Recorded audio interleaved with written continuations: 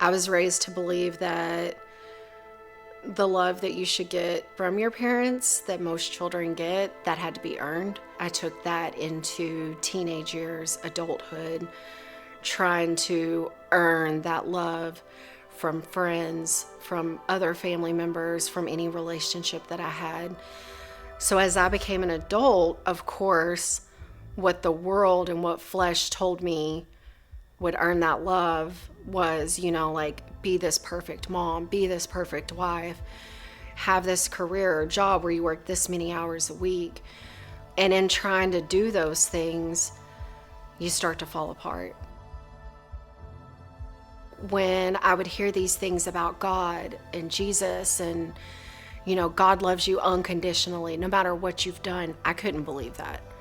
So as I got older, the more mistakes that I made, the more I believed I just was not worthy of that love. How could God love me?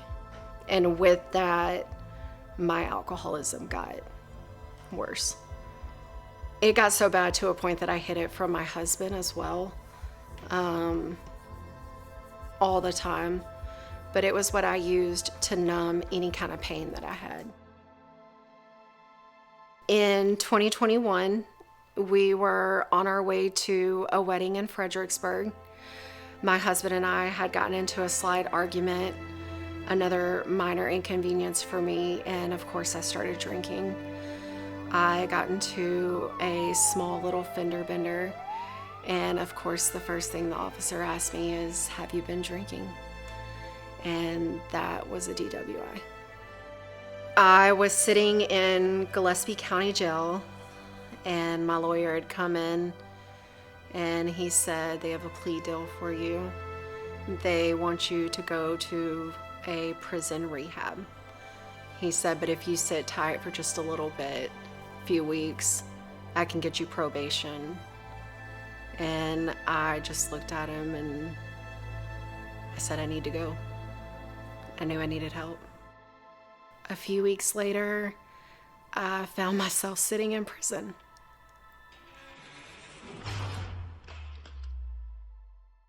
A lot of people have asked me, like, do you regret that? Do you wish things would have been different?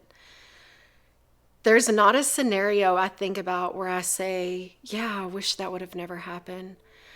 That was where I encountered God for the first time. When I was in prison and I started reading my Bible and I started realizing what kind of father he was and who he was, that was when the relationship started, because now there's a confidence there. Now there's a, "Oh, you really love me." Like, that's wild. I definitely think those moments in prison, being alone and being able to sit in what at one point I considered rock bottom, sitting in the floor of a cell, became moments that I couldn't wait for. I couldn't wait to finish group or finish what we were doing so I could go back and sit and read and pray and talk to him.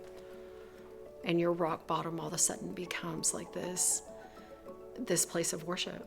When I came home, I started guiding my family towards that light as well.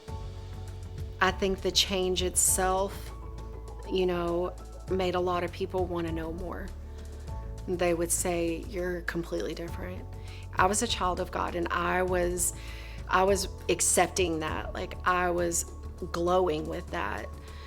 And it made people start following that path. My husband was just as eager to start going to Sea Life and to start his relationship with God. He wanted to know more.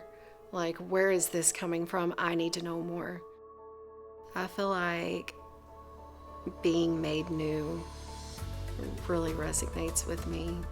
This once upon a time woman that just thought she could never beat the addiction, that thought she was never worthy, that thought she could never be loved properly by anyone. It's now this woman that I feel like I radiate with confidence because of him.